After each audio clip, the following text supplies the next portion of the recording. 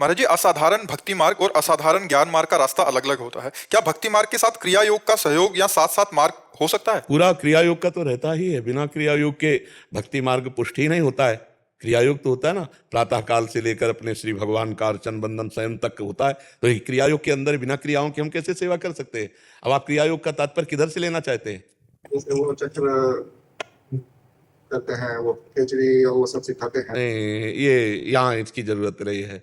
यहाँ इसकी जरूरत नहीं। यहाँ अपने आप सब कुंडलनी जागृत हो जाती है। भगवान के नाम जप में इतनी सामर्थ्य है, बहुत सब अपने आप जागृत हो जाती। नाम से बड़ा कोई अमृत नहीं। खेचरी मुद्रा में जो अमृत का स्वाद करते हैं ना, नाम के पसंगा के बराबर नहीं। जो राम नाम में, कृष्ण नाम में, हरि नाम में अमृत छुपा हुआ है, वो किसी मुद्रा में अमृत नहीं छुपा हुआ है। बड़े बड़े योगी जन 1400 वर्ष के चांगदेव जी थे।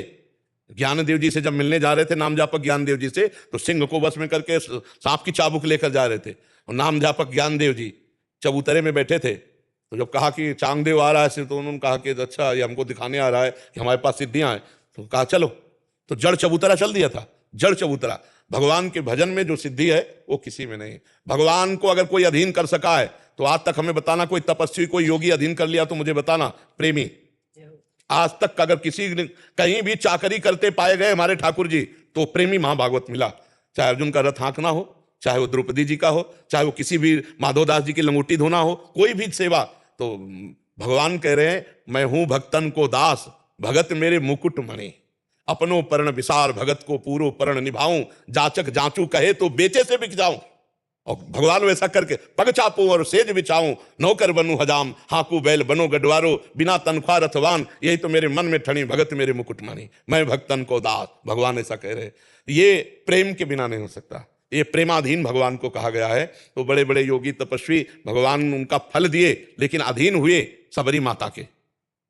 बड़े बड़े दंडकारण्य में त्यागी तपस्वी ऐसे वैसे थोड़ी महात्मा थे, किसी के पास भगवान नहीं गए, सबरी माता के पास। प्रेमी, प्रेमाधीन भगवान। तो ये जो असाधारण भक्ति है, ये प्रेमा भक्ति है।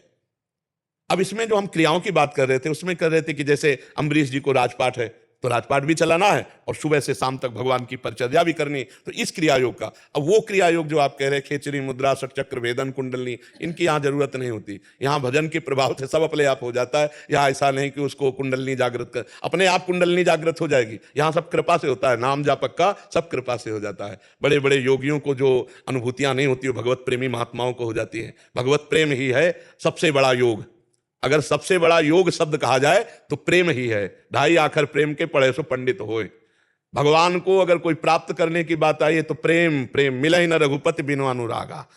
ते समाज गिरजा में रहे अवसर पाई, बचन एक हो हरि व्यापक सर्वत्र समाना। प्रेम ते प्रगट होए मैदान। प्रेम, प्रेम, ये प्रेम महायोग है। हरि भक्ति महायोग है। इसको किसी अन्य की सहयोग की जरूरत नहीं है। भक्ति स्वतंत्र, सकल सुख खानी, और बिनु सत्संग न पावे प्राणी। ये जो भक्ति है, ये किसी के आश्रित नहीं। इसके आश्रित ज्ञान वैराग्य समय, ये महाप्रेम योग है जो भगवान को भी अधीन कर लेता है। आप समझ पा रहे?